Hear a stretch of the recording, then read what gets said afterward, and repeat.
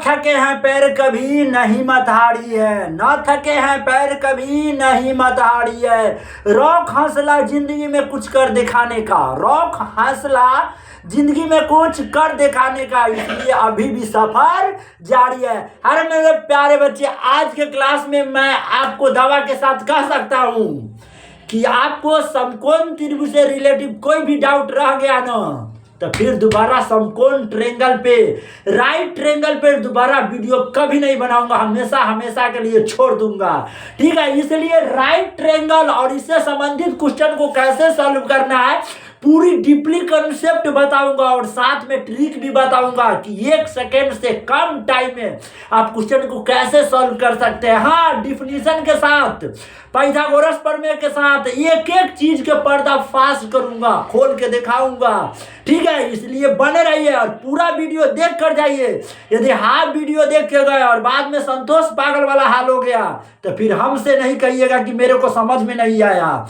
मैं आपको दावा करता हूं कि मैं आपको समझा दूंगा, चाहे मेरे को जैसा भी समझाना पड़े, मैं तेरे को समझा के याद मानूंगा। आइए स्टार्ट कर लेते हैं। ऐसे त्रिभुज को हम लोग राइट ट्रायंगल बोलेंगे मेरे प्यारे बच्चे जी, जिसमें आपका त्रिभुज का मान कितने डिग्री के बराबर हो जाएंगे?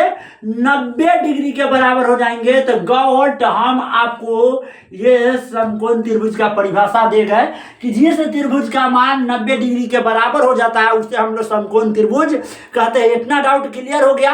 अब हम 3 चीज जानेंगे।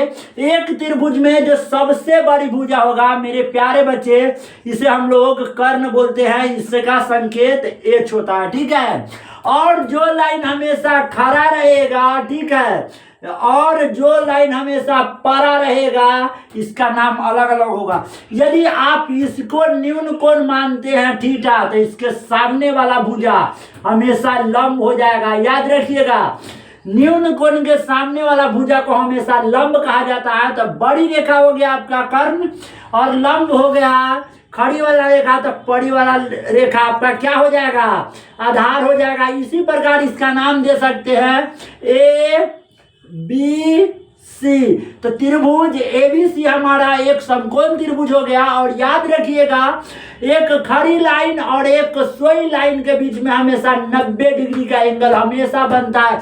जब आप पृथ्वी पर खड़े होते हैं मेरे प्यारे बच्चे, तो हम 90 डिग्री का कोण बनाते हैं। कितना डिग्री?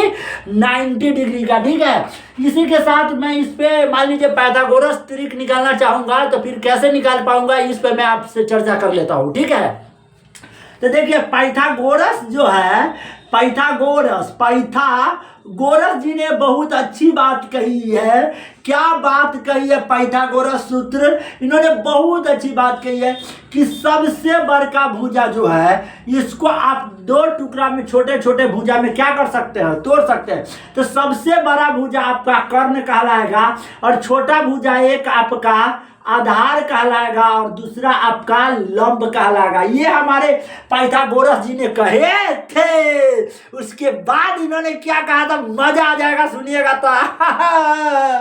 इन्होंने कहा था कि यदि आप कर्ण प्राप्त करना चाहते हैं तो लंब को और आधार को आपस में आपको योग करना पड़ेगा। तो मैंने जोड़ दिया।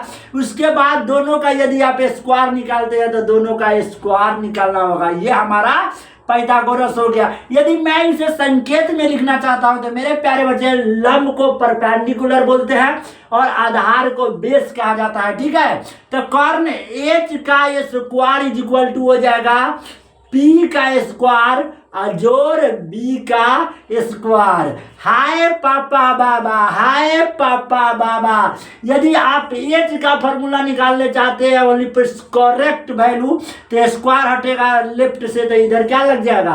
रूट लग जाएगा। तो हो जाएगा P का स्क्वायर और जोड़ B का स्क्वायर। तो ये फॉर्मूला आपका बन के बिल्कुल तैयार हो गया। आइए कुछ एग्जाम्पल बता देते हैं। इस एग्जाम्पल में धक्का धक क्वेश्चन बताएंगे और फटाफट आप सॉल्व करना चालू कर दीजिएगा। जैसे कि मान लीजिए ये हमारा एक राइट ट्रायंगल है। ठीक है, और राइट ट्रायंगल में आपको मान लीजिए ये वाला भुजा आपको दे दिया है 6 मीटर और ये भुजा आपका दे दिया है 8 metre.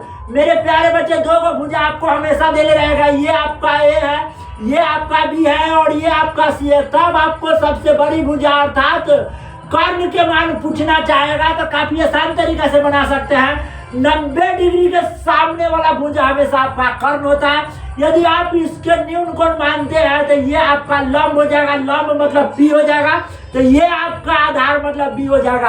According to Pythagoras Pythagoras theorem क्या कहता है कि यदि आप एच का स्क्वायर निकालना चाहते हैं तो हो जाएगा आपका पी का स्क्वायर और साथ में पी का स्क्वायर। ठीक है, एच का स्क्वायर निकालना है तो जैसे कि तैसे रहने दीजिए। पी का मान आपका 6 है तो 6 का स्क्वायर जोड़ बी का मान आपका 8 है तो 8 का स्क्वायर। ठीक है, एच पर से यदि आप स्क्वायर हटाएंगे तो इधर रूट लग जाएगा। 6 का स्क्वायर 36 हो जाएगा और 8 का स्क्वायर आपका 64 हो जाएगा, साथ में आपका मीटर रहेगा। ठीक है, एच इज इक्वल टू 36 गो 6 4 10 गो 6 3 9 1 10 गो मीटर। यदि आप 100 को खंडित करते हैं तो 10 गुने 10 लिख सकते हैं। मेरे प्यारे बच्चे, एच बराबर 2 को 10 में से 1 10 और साथ में मीटर।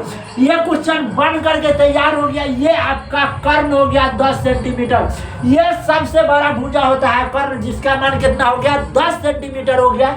उसके बाद लंब और आधार का मान आपस में बदलते रहता है, ये बात याद करके रखिएगा। बाकी for the rest, all the best, see you again, meet you next class. Thank you very much, love you.